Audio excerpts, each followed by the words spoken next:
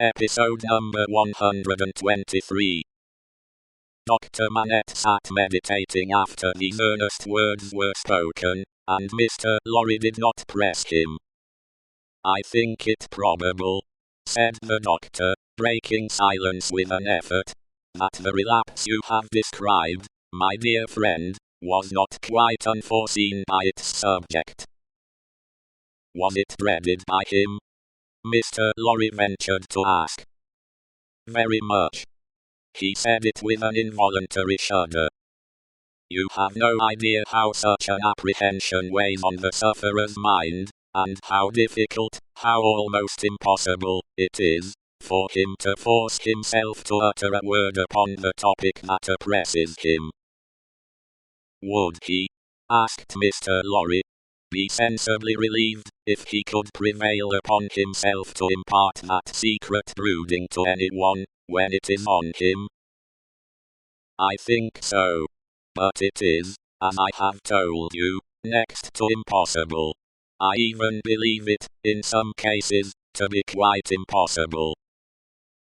"Now," said Mr. Lorry, gently laying his hand on the doctor's arm again, after a short silence on both sides, "to what would you refer this attack?" "I believe," returned Dr. Manette, "that there had been a strong and extraordinary revival of the train of thought and remembrance that was the first cause of the malady. Some intense associations of a most distressing nature were vividly recalled, I think. It is probable that there had long been a dread lurking in his mind, that those associations would be recalled, say, under certain circumstances, say, on a particular occasion. He tried to prepare himself in vain. Perhaps the effort to prepare himself made him less able to bear it." "Would he remember what took place in the relapse?" asked Mr. Lorry, with natural hesitation.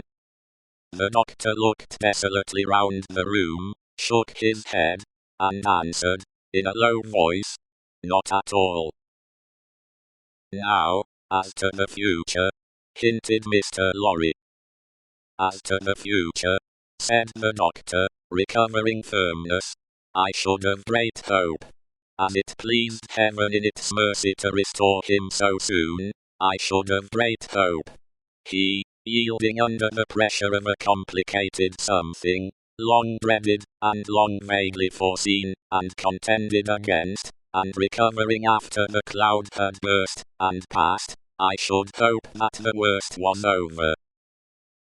Well, that's good comfort.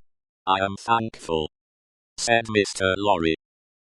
"I am thankful," repeated the doctor, bending his head with reverence.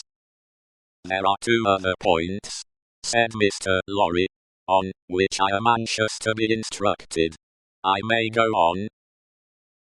"You cannot do your friend a better service." The doctor gave him his hand. "To the first, then. He is of a studious habit, and unusually energetic. He applies himself with great ardor to the acquisition of professional knowledge, to the conducting of experiments, to many things. Now, does he do too much? I think not. It may be the character of his mind, to be always in singular need of occupation. That may be, in part, natural to it, in part, the result of affliction.